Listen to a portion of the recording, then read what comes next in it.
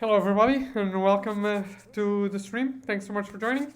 If you are watching this on YouTube later, uh, please make sure to like and subscribe. It means a lot to me. Thanks. Anyway, so today the topic is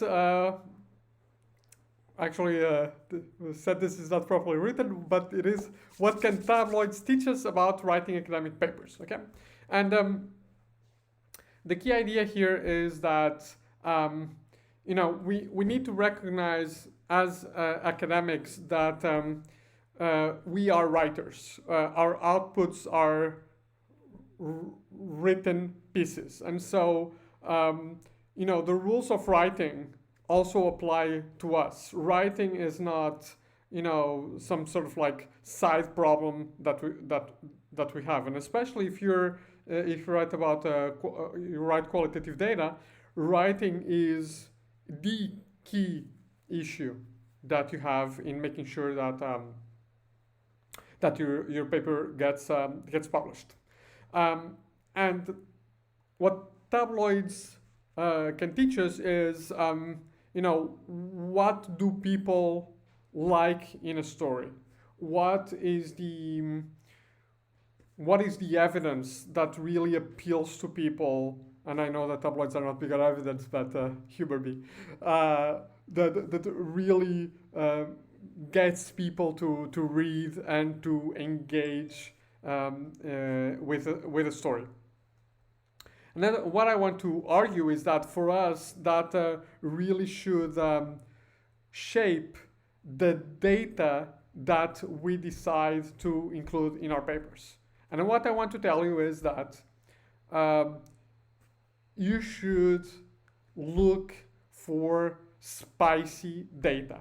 And this is not just for presentational reasons, but also because spicy data sometimes can get you to think a little bit more carefully, to think a little bit more broadly about your research and about what you're trying to say and what you can say. What is your theoretical contribution sometimes? Okay. So what I want to do is I want to show you a couple of pieces of data from an interview. Now, if you look at my papers, there is juicy, spicy data there, but I just want to show you something new that you cannot find in the paper. So this is from an interview that I did, one of the interviews that I did for my ethnographic fieldwork during my PhD. And this was a great interview, fun interview to do. So I want to show you two pieces of data. Okay, so let's go to Word and look at the data. This is the real deal. So I haven't edited this at all. So let me just zoom this up. Okay.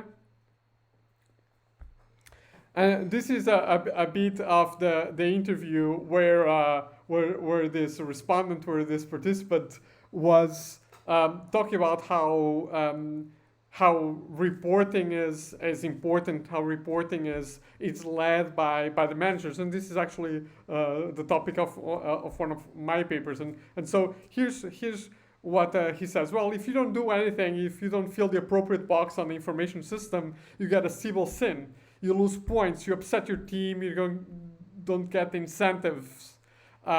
Sibyl tells you to hand things to somebody else. Sibyl is like the invisible voice, and our sales managers are the little monkeys around the organ grinder. Sibyl is the organ grinder, and our sales managers are the monkeys. It's the only way I can describe how our sales managers work. So obviously this looks great in a paper, right? So that the IT system, Sibyl, is the organ grinder, so that's the person playing an organ. And the managers are the monkeys dancing around. But also, if you really engage with this quote, then what does this mean?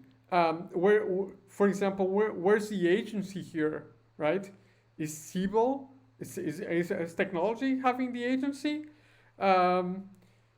and managers are just dancing around. And what does dancing around mean, right? So this really, at least for me, uh, helped me think about the the information system and reporting in the information system as an outcome on its own.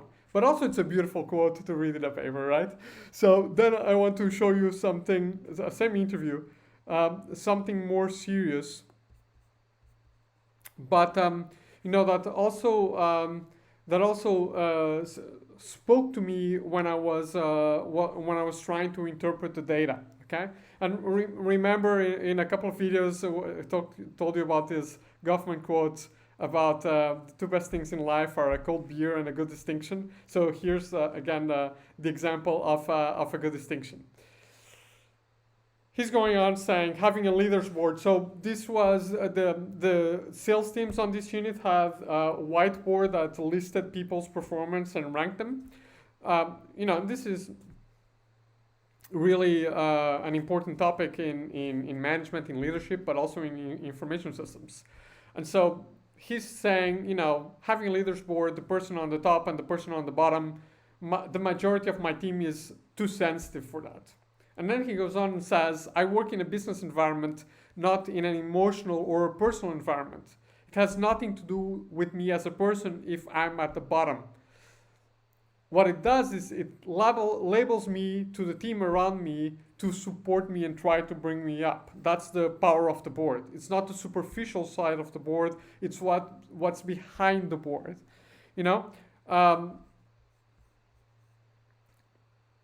And so, there's this whole discussion, this whole interpretation about this artifact, which is the board, and this whole distinction about the business and the personal interpretation of the board. Now, I've never really done anything with this, but, this is a really nice empirical distinction that comes from the data, and that could have led me to look for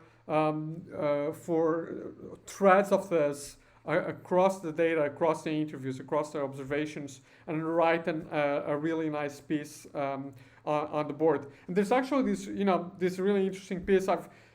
I've never done it because it's not the best data for it in my fieldwork. But there's this really interesting piece about the motivational power of shame. That I actually teach a lot about in my classes. When obviously in classes you don't need data to do as much for you as you do in the paper. So you can have data that is suggestive evidence, circumstantial evidence, if you will, rather than definitive evidence that would come across in a court of law or through a board of reviewers. And so I have learned from this data about this idea about when and how people are ashamed of their data and what it does for them. And I do teach about that. So that's interesting. So really make sure that you try to find these things in your data and take them seriously. What does this mean? How can this help me theorize this idea, this metaphor of the organ grinder and the monkeys? How can it help me theorize? Okay, so the two quick tips that I want to give you today is. Or one tip is that when you are going through the data, when you're going through open coding in your interviews, in your observations, have a specific code for these sort of data, for the tabloid, for the flashy, for the spicy bits of quotes of observations. I personally, what I do is I have something called quotable quotes. So I can show you quickly. Let me see if I can open Thames here. Open recent project. So you'll see in this is yeah. So let me actually find this. So information files. Okay, at all. And let's look for this quotable quote.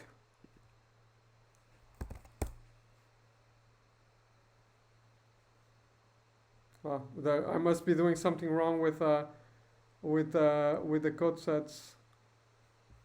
Wait. Well, anyway, I must be doing something wrong with code sets. But but you'll see that I do I do have a code called quotable quote. I don't know what it's why it's just showing one code. There must be some weird reason there, but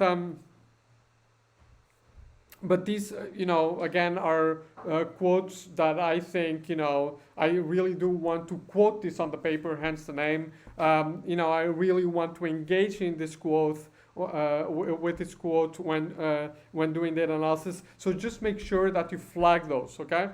Just a code, just put something, could put a number. I just use quotable quote. Just a quote that is not an analytical code. It's just a little flag to say, come back to this quote.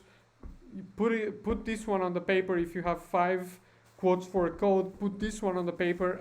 And before you write that paper, before you decide on your theoretical contribution, just make sure that you engage with this quote, because you can find something new. And once you've written a few things, 1 or 2 papers, and you're like looking for new ideas, just come back to these quotes. And sometimes, like in my case, this may mean that you just write a theory piece, or that you just need to collect more data, or do a different research project. But just make sure that you keep these little nuggets flagged. Okay, so that's it for today. Now, I showed you TAMS on purpose, this qualitative data analysis software, because that is going to be what we'll be doing on stream tomorrow at 2 p.m. Paris time. Is we're going to be comparing free qualitative data analysis packages, and I'm going to show you TMS, which is the one I've used in the past, and also RQDA. And I'm actually going to try to persuade you that RQDA is better, at least for some times of qualitative research, than NVivo, Atlas TI, and MaxQDA, and the other paying packages. Okay, so I want to say thanks so much for everybody who watched here and on YouTube, and I'll catch you guys tomorrow. Thanks so much.